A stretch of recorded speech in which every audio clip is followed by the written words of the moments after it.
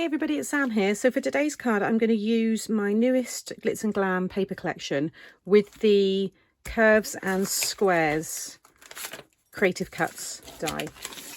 So what I've done here is I've cut myself a piece of 7.5 by 7, and along the 7.5 side I've scored at 2.5. Fold that over.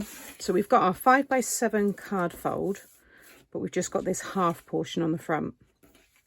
Open it back up again, and you're going to take this die here. So with these here, I just marked or just scratched into the metal the halfway marker. It just really helps line it all up.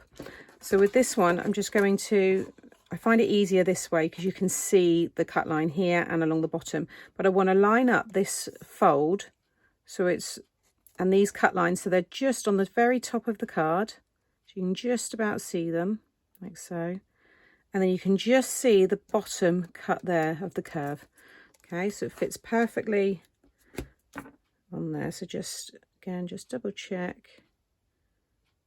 That's all right. And then just tape that down. So just on the top there and down here. And I've just folded the edges over there as well so it doesn't shift.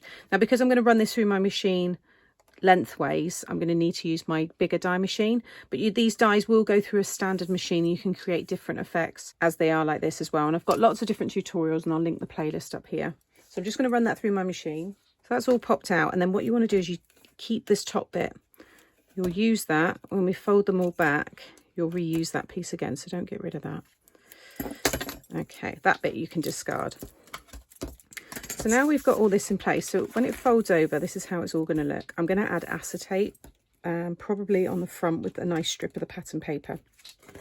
So now if you flip it this way, and you're going to fold all of these down, and you'll see that there's a score line just below each piece here. And just fold those all back. And this one and the W one, they work really well to create like a bodice effect, and you can weave ribbon through. So if you want to do like a burlesque style card, they look really cool. So just continue your way down. And I'm just going to give that all a good burnish. Now you don't need to add glue to this. It will hold itself, because when you go to fold it, make sure they're all down. We're going to tuck them under in a minute, but as you fold it, that all holds itself in place. Okay, it's actually going to be that way for me. So I'm just going to tuck each one now under the other. So the pieces you've just folded down, you're tucking under the one below it. I forget how fun these are to do actually. I've not used this die set for a while.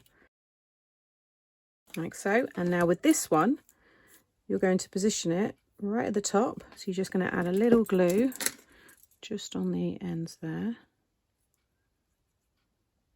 Like so. And this completes the pattern then. And just line them up with the one below. Get it right up to the very top. Like so. And then all you've got to do is just snip away those two pieces here. So if you just slightly cut under it like so, and then again like so, and then you'll pop that one under that one there. So you'll see now we've got that complete pattern. Like I said, mine's going to now be this way, so I'm going to fold this all over, and that will all hold itself in place. And then again, you can just burnish these folds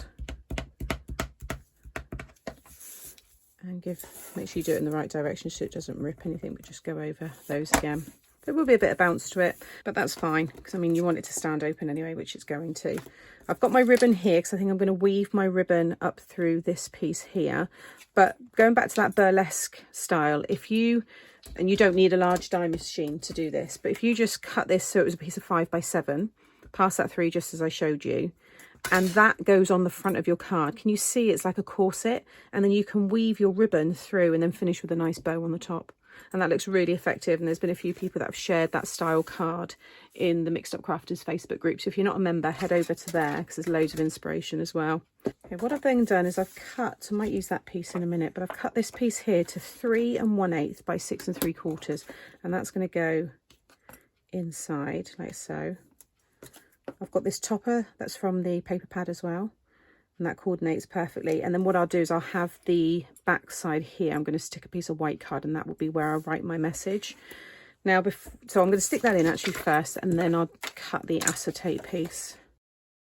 So I'm going to cut my acetate. So it is, I'm going to do 3 3/8 by 7.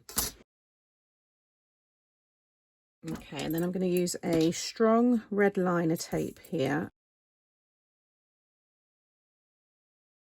And now what I'm going to do is just keep that folded down. I'm going to keep the acetate lined up with this right side of the card, and then just let that fall down onto there. Go over that tape. There's no air bubbles in there. Okay, so now we've got our acetate front, and then I'm going to add another piece of double-sided tape along the top of the acetate. And then I want to cover this now. So from the edge of this piece here to the edge of this is 1 inch, but I would cut it just ever so slightly under. So not quite 7/8, but just a little bit. So there's the one, and I'm coming in, look, just slightly past that. So this is another paper from the paper pad. And then what I'm going to do is just stick it over the top and then just trim it off the bottom. So I'm going to line this up with this pinky colour here. So now to finish with the decoration. So I need to decide where I want my topper to go. I'm going to get the ribbon in place first, and then I've got these images which all match the paper. So you don't want to go through both layers, otherwise you won't be able to open the card. So I'm just going to go through the top, and let's just see which way I want to do this. I think I'm just going to have that running right down, and then this piece weaving through. So I'm just going to go over and then under and then over, under, all the way until I get to the top. Okay, so just show you what I've done then. So you can see it comes out the top, and that one is just going to run all the way up. I might add a little glue onto that. I mean, you could feed through both at the same time, like that one. Still have it looped around the bottom so it doesn't come right the way through, but now put that one under. Or should I try it actually? I'm just thinking again, I always do this. I always say something and then I do it. I'm just thinking actually, if we might just hold it all together a little bit better. It's actually quite easy when you've got some tweezers as well. Pull that all the way through. There we go. So it's all held in there. And then I'm going to take the front one out just from that top one, so I can then have it loop around and tie my bow. So that's going to come over. In fact, it might look nice with the bow down into this section. So I'm going to come back down and I'm going to go under this one. When you've got yours, there's no right or wrong with this. I'm making this up as I go.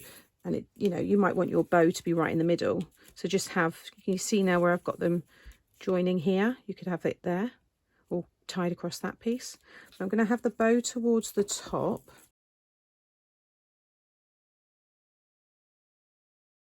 Okay, I'm happy with that. And then I'm just going to snip off the ends. You could add some charms to the bow. That would look nice as well. I think that looks really pretty. And then I think I have the sentiment just attached there.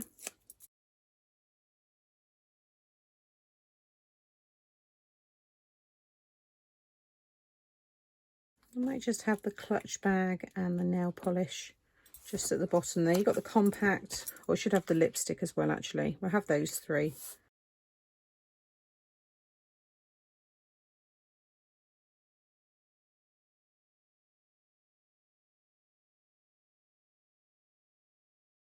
Okay, so I've just cleaned up the acetate there. stuck those 3 in the corner, which I think looks really pretty, and then I've stuck that white piece of card on the back, which is the same size as that pattern piece there. And then I thought it would be nice to just add some sparkle, so I've been using these little hearts on some of the cards. I've used some little silver discs. You could use Nuvo drops, and I just thought it would be nice to have a few of them just kind of here.